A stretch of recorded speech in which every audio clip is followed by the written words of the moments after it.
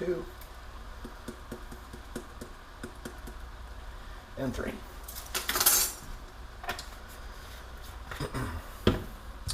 Another teaspoon of salt.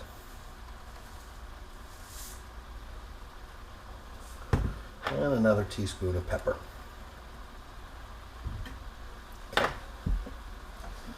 Give that a little stir.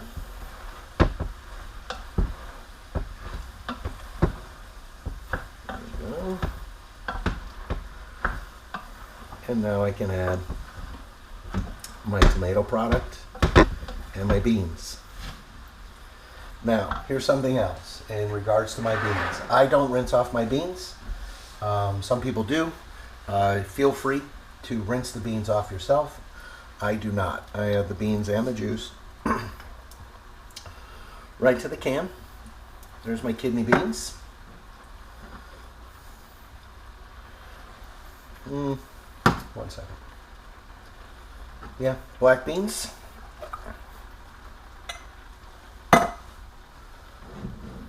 Crushed tomatoes. Diced tomatoes. And yep, as you can see, it's kind of come right to the top. So I am going to transfer this into a bigger pot. Here a little bit.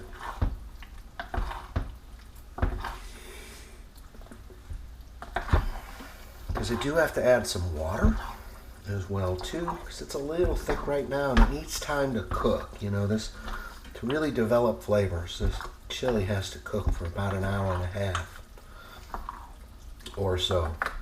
And I say or so because, you know, it could be an hour and 45 minutes, it could be an hour and 15 minutes.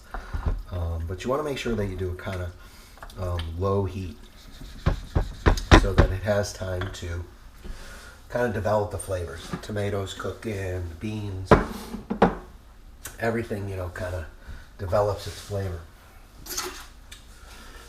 Excuse me. So, you know, that's real close to, you know, what the end result is going to look like when you're done. But again, this has to cook for about an hour and a half on the stovetop over medium low heat.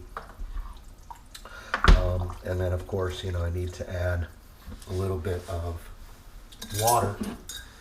I believe the recipe calls for, between 1 and 2 cups of water.